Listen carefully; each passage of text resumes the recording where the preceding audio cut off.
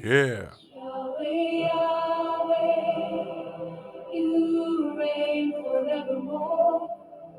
I lift my hands to the great I am. Mishli Kabanata 2 verse 1-5.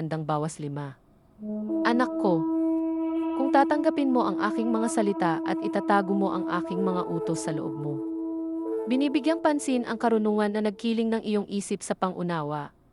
Kung tatawagin mo ang iyong kaunawaan at itataas ang iyong tinig para sa kaunawaan, kung hahanapin mo ito na parang pilak at hahanapin mo ito na parang nakatagong kayamanan. Kung magkagayon ay maunawaan mo ang pagkatakot sa Panginoon at makakasumpong ng kaalaman sa Diyos.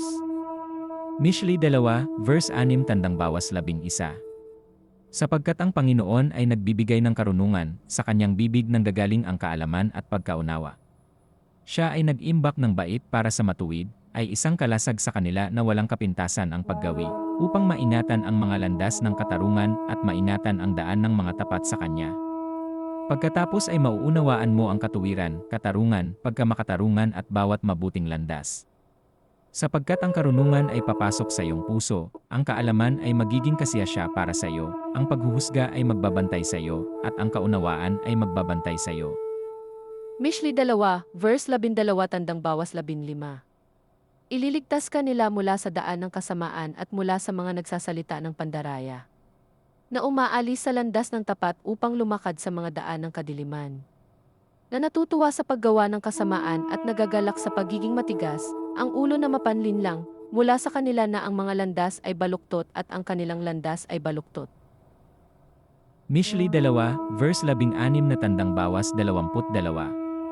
Ililigtas ka nila mula sa isang babaeng estranghero, mula sa isang maluwag na babae na may makinis na pananalita, na nag-iwan sa pinunong taglay niya noong kanyang kabataan, at nakakalimutan ang tipan ng kanyang Diyos.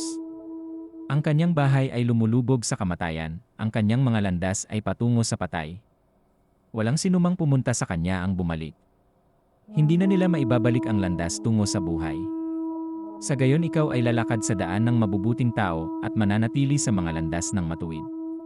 Sapagkat ang matuwid ay tatahan sa lupain, ang may malinis na puso ay mananatili doon. Ngunit ang masasama ay ihihiwalay sa lupain, ang mga hindi tapat ay mabubunot doon.